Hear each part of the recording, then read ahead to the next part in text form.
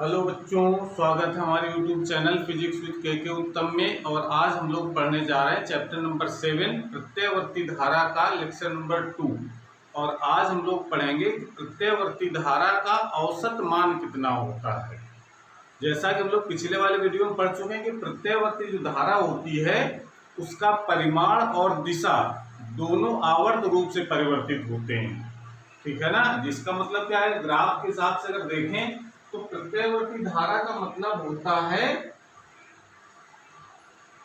धारा का जो मान है वो चेंज हो, यानी उसकी दिशा भी चेंज हो और परिमाण भी चेंज हो। इस प्रकार से तो टाइम इधर का रिप्रेजेंट करते हैं। ये ग्राफ भी हमने पिछले वाले वीडियो में बना करके दिखाया था। धारा का मान प्लस में भी रहता है और माइनस में भी जाता है, ठीक है ना। यानी धारा एक दिशा में और दूसरी दिशा में, दोनों दिशाओं में धारा का प्रवाह होता है। तो इसमें देखो, यहां से धारा का मान ये शून्य है, शून्य से धारा का मान बढ़ा यहां तक गया, तो इसको कहा जाता है पीक वैल्यू यानी शिखर मान, जिसको हम लोग कहते हैं I0 से लिखते हैं, ठीक है ना। और फिर पीक वैल्यू से फिर घट करके फिर शून्य, फिर दूसरी दिशा में पीक वैल्यू तक पहुंचेगी यानी -I0 होगा, उसके बाद फिर 0।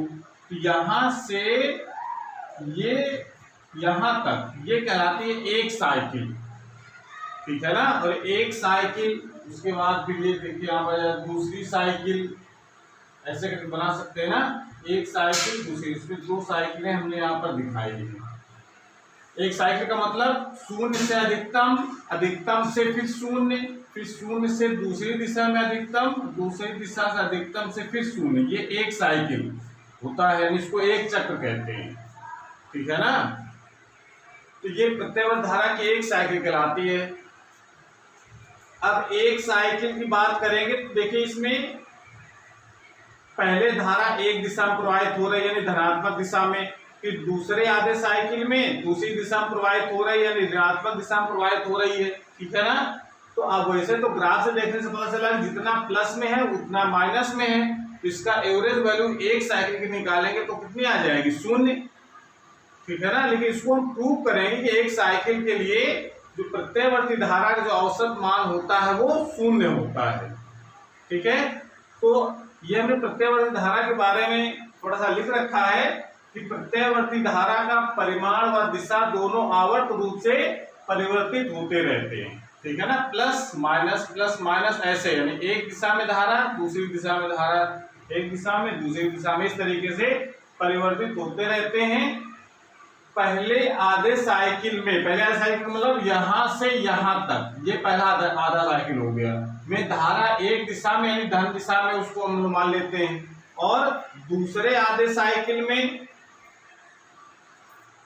तथा दूसरे आधी साइकिल में धारा दूसरी दिशा में ऋणात्मक दिशा में प्रवाहित होती है। तो यहां से यहां तक एक साइकिल हो गया, फिर यहां से यहां तक दूसरी साइकिल हो गया, ठीक है ना।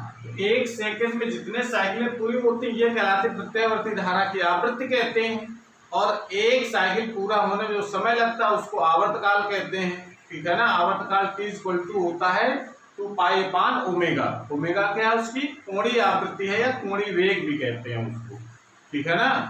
तो ये जैसा कि हम बता चुके हैं पिछले वाले वीडियो में कि प्रत्ययवर्ती धारा उत्पन्न कैसे होती है। जब किसी कुंडली को चुंबकीय क्षेत्र में घुमाते हैं तो प्रत्ययवर्ती धारा उत्पन्न होती है। तो एक चक्कर जब कुंडली घुमाएंगे तो प्रत्ययवर्ती धारा की एक साइकिल पूरी होती है, यानी एक चक्र पूरा होता है, कह सकते हैं। जब प्रत्ययवर्ती धारा का एक चक्र पूरा तभी होगा जब कुंडली एक चक्कर पूरा घूम जाती है, ठीक है ना। तो उसी को हम एक साइकिल कह देते हैं यहाँ पर। तो और प्रत्ययवर्ती धारा का जो समीकरण कैसे लिखते हैं हम लोग, I = I0 sin ωt। ये सब कुछ हम जानते हैं, पिछले वाले वीडियो में पढ़ चुके हैं, ठीक है ना। जहां पर I क्या है, ये किसी क्षण t पर धारा है I, जिसको हम लोग तात्कालिक धारा कहते हैं, इंस्टेंटेनियस करंट। I0 ये शिखर मान है कि धारा शून्य से अधिकतम मान तक बढ़ती है, तो वो अधिकतम मान जो होता है उसको हम लोग कहते हैं शिखर मान या पीक वैल्यू कहते हैं इंग्लिश में, या महत्तम मान भी कहा जाता है, या उसको धारा का आयाम भी कहते हैं। ओमेगा है प्रत्यावर्ती धारा की कोणीय आवृत्ति है।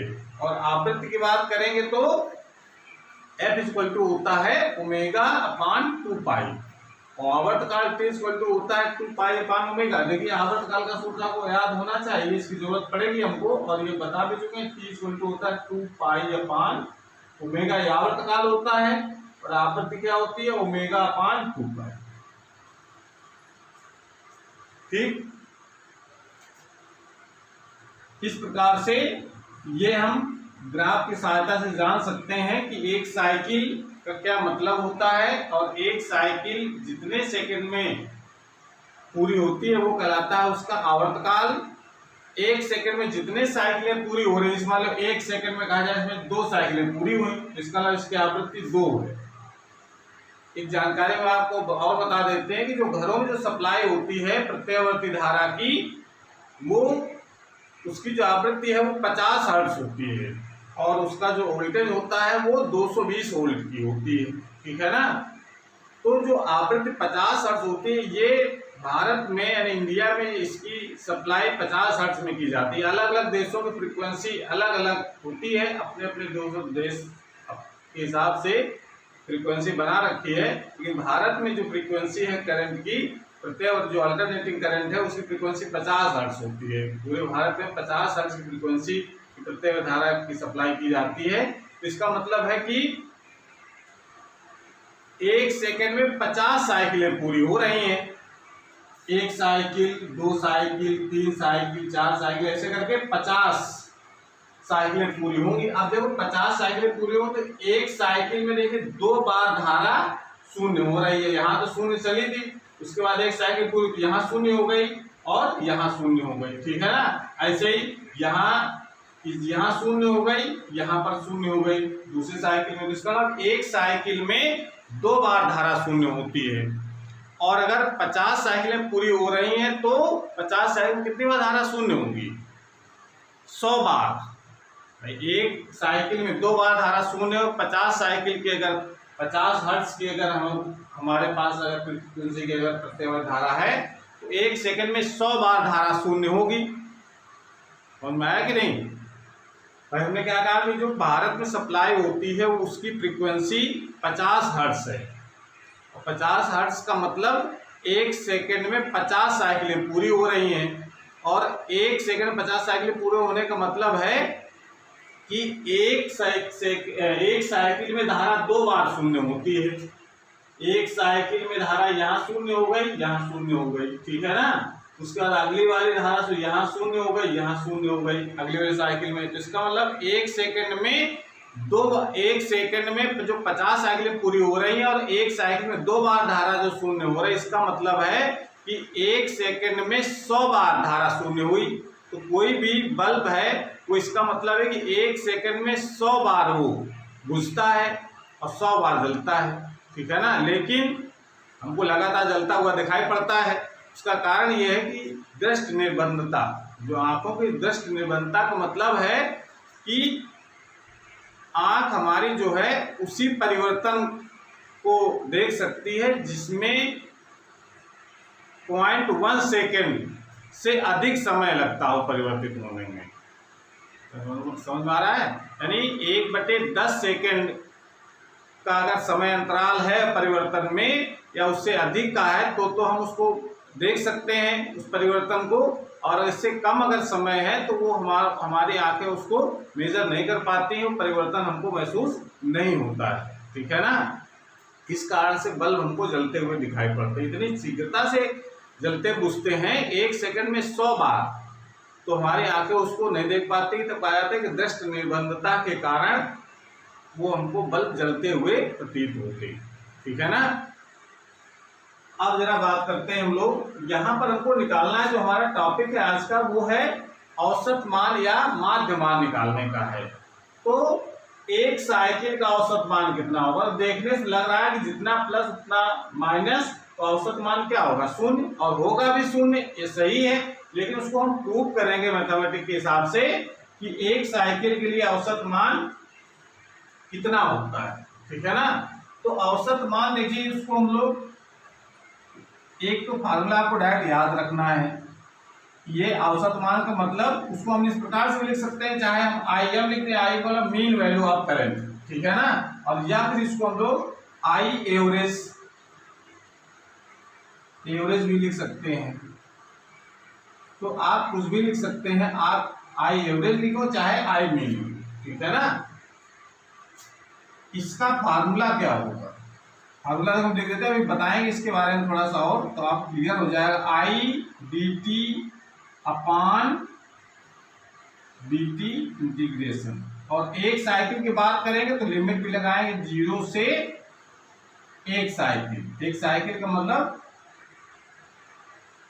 एक साइकिल कितने से पूरा हो रहा है, 0 से स्टार्ट होगा, 0 से यहाँ तो एक साइकिल टी हो गया, एक चक्र पूरा हो गया, और यहाँ पर टी हाफ हो जाएगा, ठीक है ना। यहाँ चलेगा तो ये 2t हो जाएगा, यहाँ से दूसरा चक्र पूरा हो गया। तो इसका मतलब है कि 0 से t, एक साइकिल पूरी होगी 0 से t, लिमिट यहाँ पर 0 से t लगा देंगे। ये तो फार्मूला है। आप देखिए, अगर ये बात को याद रखिए, को लर्न कर लीजिए इसको, कि जब भी किसी भी, उसका कारण ये है एवरेज निकालने में, क्योंकि जो करंट है वो टाइम पर डिपेंड कर रही है। कोई भी भौतिक राशि अगर टाइम पर डिपेंड करती है और उसका अगर औसत मान अगर निकाला जाता है, तो उसका फार्मूला ये होता है कि उसका मान हम t के रिस्पेक्ट में इंटीग्रेशन कराएंगे, लिमिट कहां से कहां तक उसका एवरेज निकालना है वो समय की वैल्यू लगा देंगे, और समय का भी अवकलन कराएंगे, ठीक है ना, और वहां पर भी लिमिट लगा देते हैं। जैसे कि एग्जांपल को देखो, इसको हम लोग जैसे अगर मान लेते हैं कि कोई भी राशि है y, और जो एक t का फंक्शन है, यानी t पर डिपेंड करती है कोई राशि। अब कहा जाए y का एवरेज निकालो कितना होगा, तो क्या निकालेंगे हम लोग, इसका इंटीग्रेशन करा देंगे एफ टी यानी जो भी फंक्शन है t का, dt के रिस्पेक्ट में और t के रिस्पेक्ट में, और लिमिट लगा देंगे। तो लिमिट तो जो भी जहां से जहां तक निकालना हो तो लिमिट हो तो निकालना, अगर आधे चक्र निकालना है तो 0 से t हाफ करेंगे, ठीक है ना। वो तो लिमिट कहां से कहां तक का एवरेज निकालना है वो यहाँ पर समय की वैल्यू रखनी रहती है, ठीक है। तो मेन हमको ये वाला फार्मूला याद रखना है। लेकिन अभी अगर इसको बारे में और अगर डिटेल में देखें तो इसको और हम बता देते हैं। जैसा कि हम जानते हैं I इक्वल टू होता है dq अपॉन dt, ये हम लोग पढ़ चुके हैं।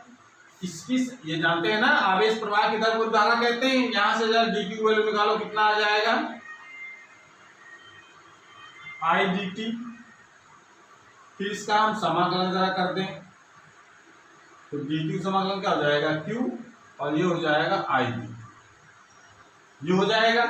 अगर ठीक है ना, अब जरा हमको ये तो एक इंस्टेंटेनियस करंट की वैल्यू आई है। अगर हम एवरेज निकालना चाहें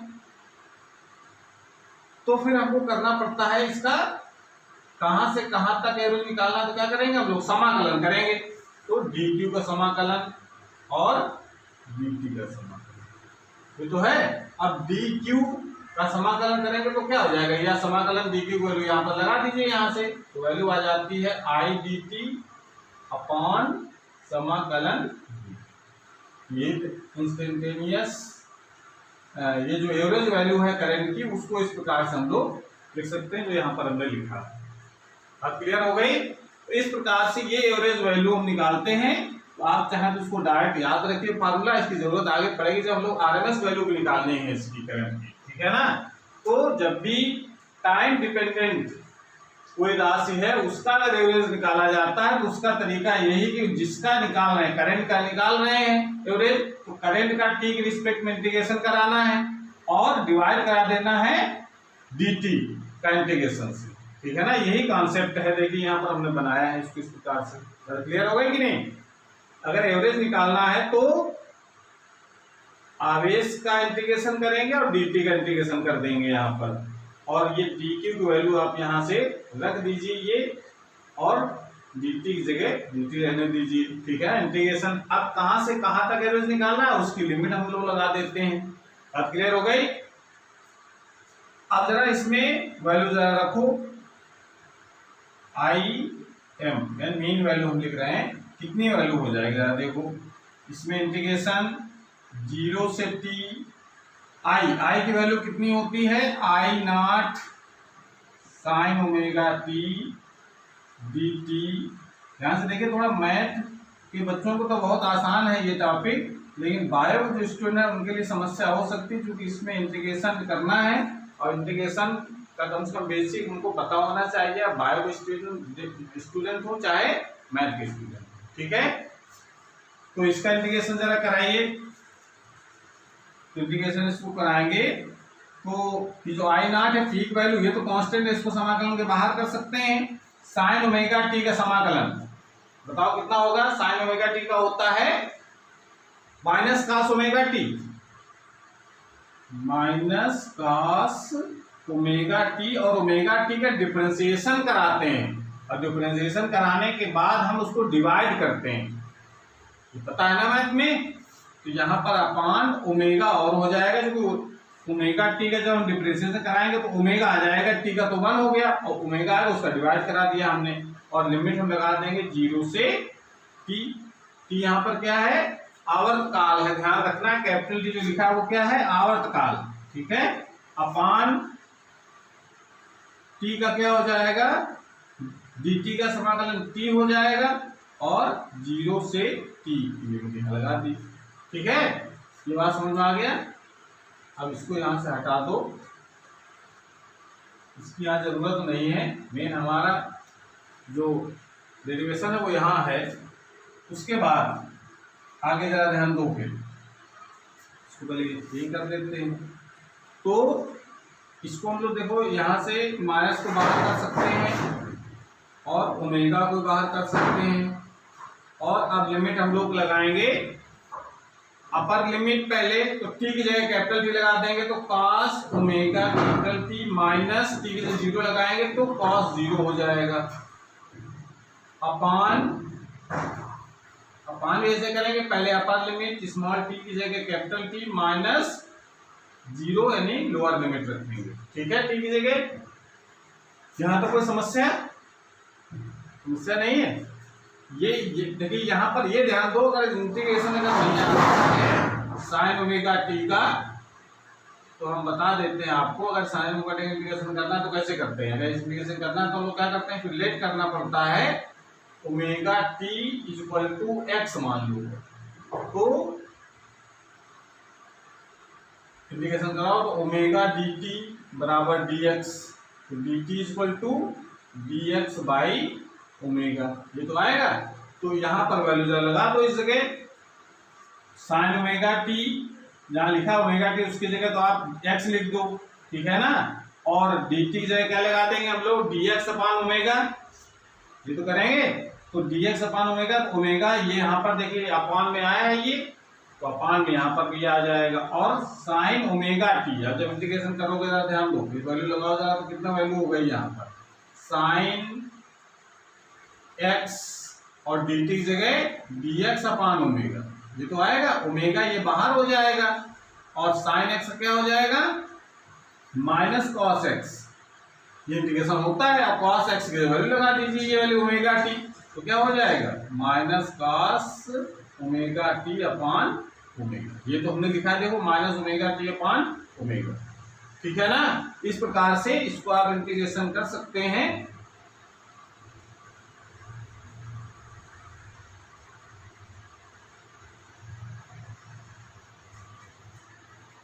अब आगे जरा सॉल्व करो, फिर minus I not upon omega,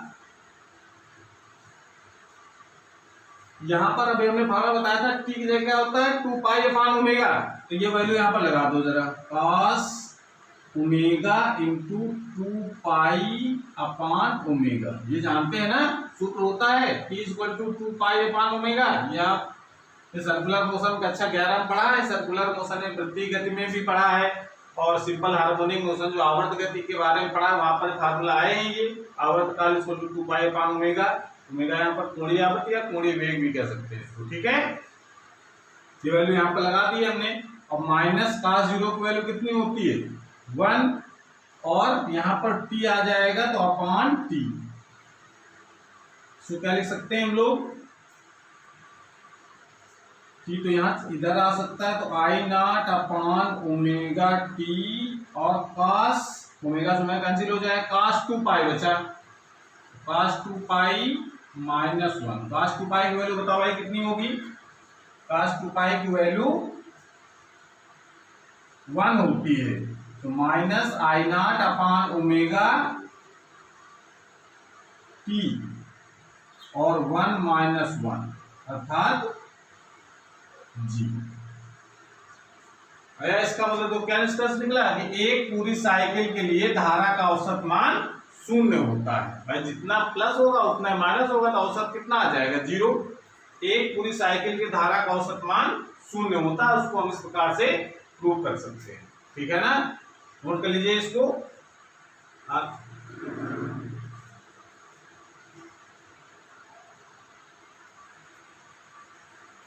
note कर लिया।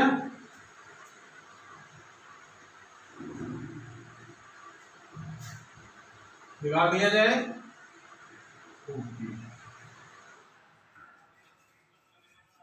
और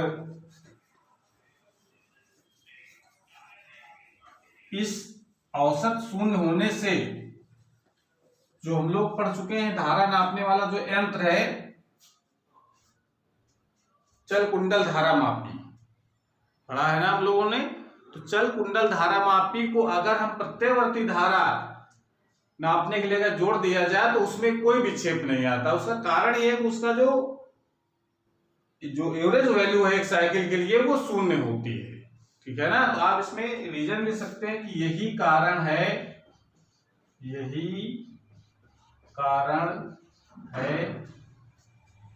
पहले तो एक स्टेटमेंट एक पहले से ही लिख दीजिए। अतः इसी के नीचे लिखना है, अतः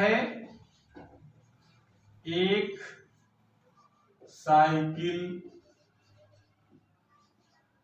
साइकिल के लिए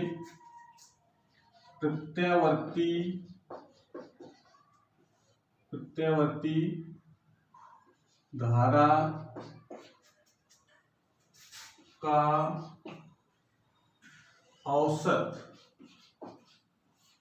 मान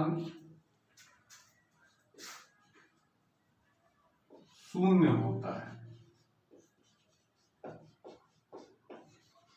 ये तो हम लोगों ने निष्कर्ष निकाल लिया प्रूव करके, ठीक है ना। यही कारण है कि चल कुंडल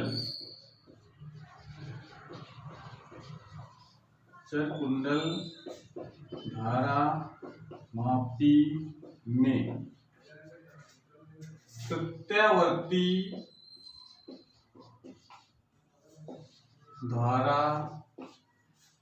प्रत्यवर्ती धारा प्रवाहित करने पर उसमें उसकी सुई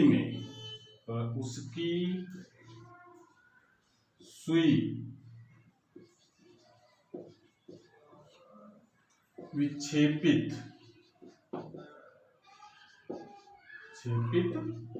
नहीं होती है। ये रीजन आप लिख सकते हैं। हमने बताया कि क्यों ऐसा होता है, क्योंकि इसके एक तो एक रीजन हम दे सकते हैं उसकी एवरेज वैल्यू 0 है। एवरेज वैल्यू 0 होने का मतलब अगर 50 हर्ट्ज फ्रीक्वेंसी अगर प्रत्यवर्ती धारा है तो इसका मतलब 50 बार सुई दाएं तरफ जाएगी, 50 बार बाएं तरफ जाएगी, 50 बार दाएं तरफ, 50 बार बाएं तरफ, इस तरफ से होना 1 सेकंड में। इतनी शीघ्रता से होने के कारण जड़त्व का जो गुण होता है उस गुण के कारण वो सुई अपनी स्थिति को चेंज नहीं कर पाती है। इस कारण से सुई स्थिर ही रहती है, ना इधर जाती है ना उधर जाती है, ठीक है ना। तो इसका मतलब कह सकते हैं कि चल कुंडल धारा मापी से हम प्रत्यवर्ती धारा को नहीं नाप सकते हैं। इसको नापने के लिए ऐसे गुण का यूज किया जाता है जो दिशा पर डिपेंड ना करता हो, और दिशा पर डिपेंड करने वाला जो गुण होता है वो ऊष्मा होती है। यानी ऊष्मा, चाहे धारा दाएं तरफ बहे चाहे बाएं तरफ बहे, ऊष्मा उत्पन्न होनी है, ठीक है ना।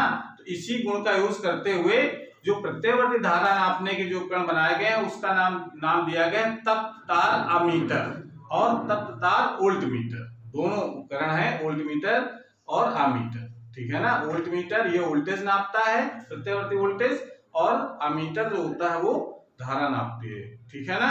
उसका नाम है तप्त तार अमीटर और तप्त तार वोल्टमीटर, ठीक है ना। ये प्रत्ययवर्ती धारा नापने के उपकरण होते हैं जो प्रत्यय धारा की दिशा पर डिपेंड नहीं करते हैं, ठीक है ना। तो ये नाम आप याद रखिए, ये इसको आप सिलेबस से हटा दिया गया है, ठीक है ना।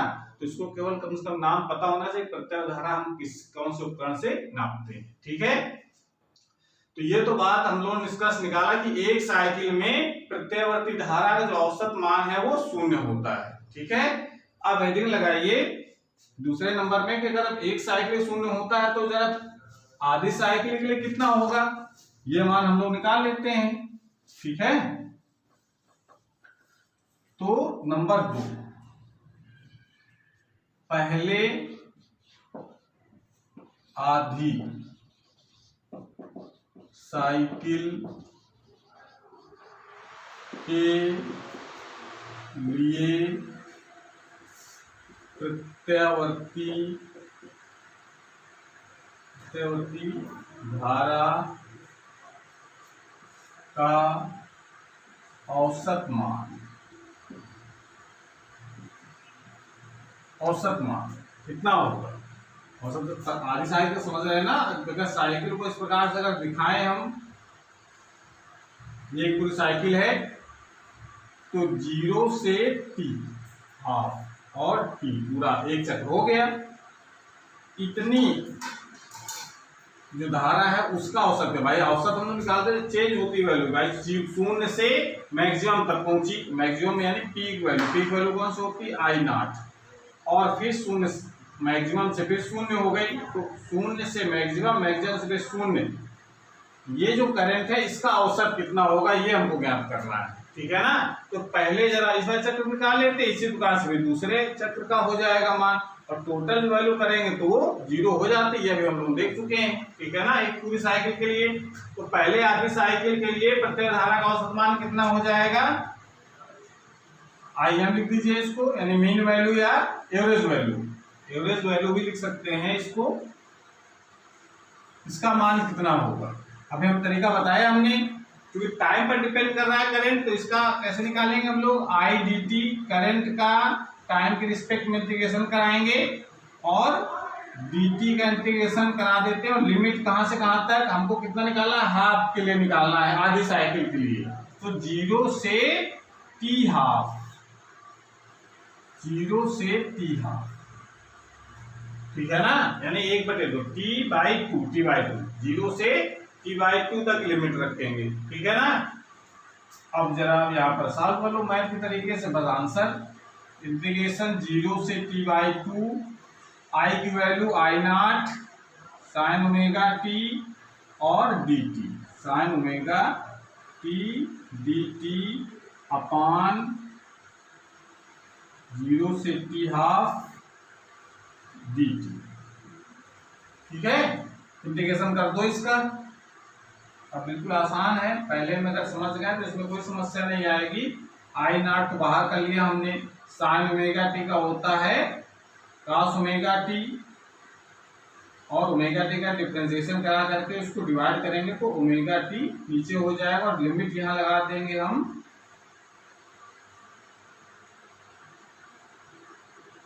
लिमिट यहाँ लगा दीजिए 0 से T हाफ, और नीचे क्या बचेगा, T स्मॉल t, dt का स्मॉल t तो हो जाएगा इंटीग्रेशन, और लिमिट लगा देंगे 0 से T हाफ, ठीक है। कितनी वैल्यू यहाँ पर, इसके बाद आ जाओ जरा यहाँ पर, IM is equal to I0 minus I0 इसको माइनस बाहर कर लीजिए, ओमेगा को भी बाहर कर लेते हैं, ठीक है ना। और यहाँ पर लिमिट लगा दो, पहले अपन लिमिट रखेंगे तो cos omega t/2 minus cos 0 हो जाएगी अपान ये तो t/2 माइनस 1, ये तो आएगा। इसको और जरा सॉल्व करो। im इक्वल टू कितना हो गया, 0 है, सॉरी लोअर लिमिट 0 है ना, तो t हाफ माइनस 0, ठीक है। इसको अब और सॉल्व करो तो ये यहाँ तो t हाफ बचेगा, ऊपर चला जाएगा तो -2i0 अपान ओमेगा, और यहाँ पर और ये ओमेगा और t भी तो बचेगा ये। और यहाँ पर देखिए इसमें cos ओमेगा/2, ये तो रहेगा, t की जगह वैल्यू लगा दो 2 पाई अपान ओमेगा, वैल्यू होती है माइनस cos 0 की वैल्यू 1, कितना आ गया -2i0 अपान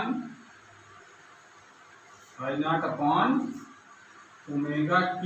और यहाँ पर देखो ओमेगा समय कैंसिल, cos पाई आया, cos पाई की वैल्यू कितनी होती है, cos पाई की वैल्यू होती है -1,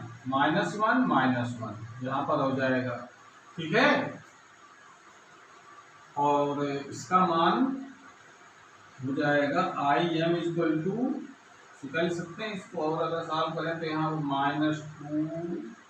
माइनस ये माइनस होने की वजह से प्लस हो जाएगा, तो यहाँ पर माइनस प्लस का 4 हो जाएगा, ये 4i0, ठीक है ना। ये 1 माइनस का है तो माइनस के 2 हो जाएंगे, माइनस के 2 के तो माइनस प्लस के 4 हो गए, अपान ओमेगा t की जगह यहाँ पर वैल्यू लगा दो 2 पाई अपान ओमेगा से ओमेगा, फिर कैंसिल 2 से कट करके यहाँ 2 बचेगा, तब आ गया हमारे पास 2i0 अपान पाई, ये तो है 2i0 अपान पाई बचा केवल, ये औसत मान निकल आया। ये आधी साइकिल का औसत मान हो गया। इसी प्रकार से हम पूरी साइकिल के लिए भी औसत मान निकाल सकते हैं।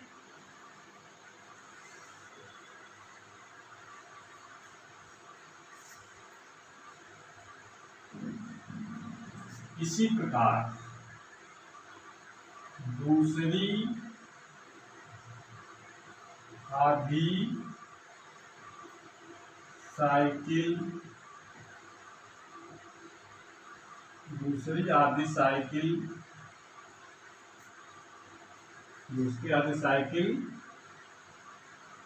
के लिए प्रत्यावर्ती इसी प्रकार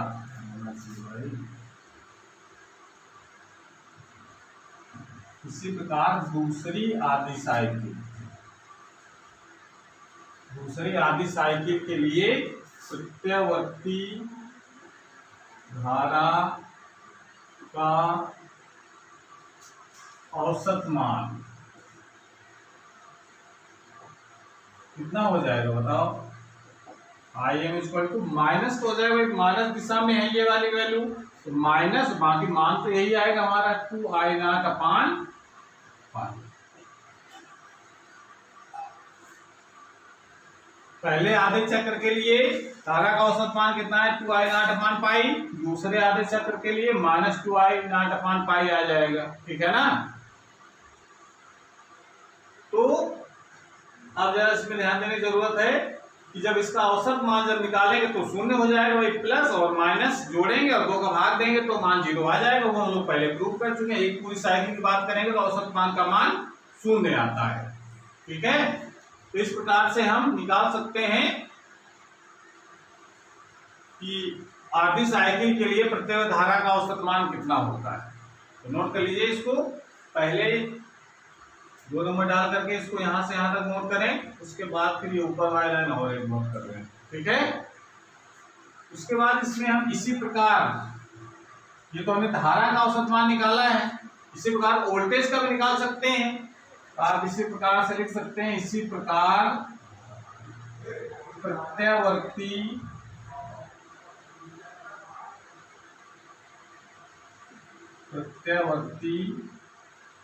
वोल्टेज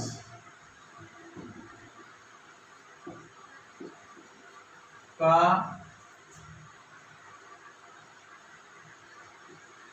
पहली तथा दूसरी साइकिल, पहली तथा दूसरी आधी साइकिल का औसत मान कितना हो जाएगा, 2V0/पाई तथा -2V0/पाई होता है। तो आप इसको डायरेक्ट याद रखिए, ठीक है ना। अगर वोल्टेज निकालना क्या है तो अंतर क्या आ जाएगा, यहाँ पर आई की जगह केवल V हो जाएगा, V की वैल्यू V0 sin ωt लगा करके उसको सॉल्व कर लेंगे, ठीक है ना। तो इस प्रकार से हम ये प्रूव कर सकते हैं कि प्रत्यावर्ती वोल्टेज का जो औसत मान है, इसका भी अगर एक पूरी साइकिल की बात करें तो औसत मान 0 होता है प्रत्यावर्ती वोल्टेज का भी, लेकिन आधी साइकिल की जब बात करेंगे तो उसका जो औसत मान है वो 2V0/पाई तथा -V0/पाई। वो पहले आधे चक्र के लिए ये इतना मान हो जाएगा, दूसरे आधे चक्र के लिए इतना मान हो जाएगा। तो दूसरी आधी साइकिल भी समझे,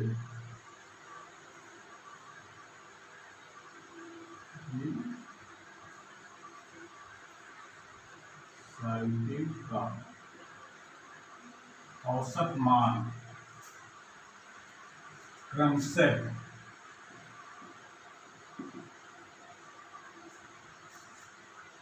2V0/पाई तथा -2V0/पाई होता है। तो नोट कर लीजिए, पहले यह नोट करेंगे नीचे वाला, इसके बाद फिर ऊपर वाला नोट करेंगे, ठीक है। नोट कर लीजिए इसको।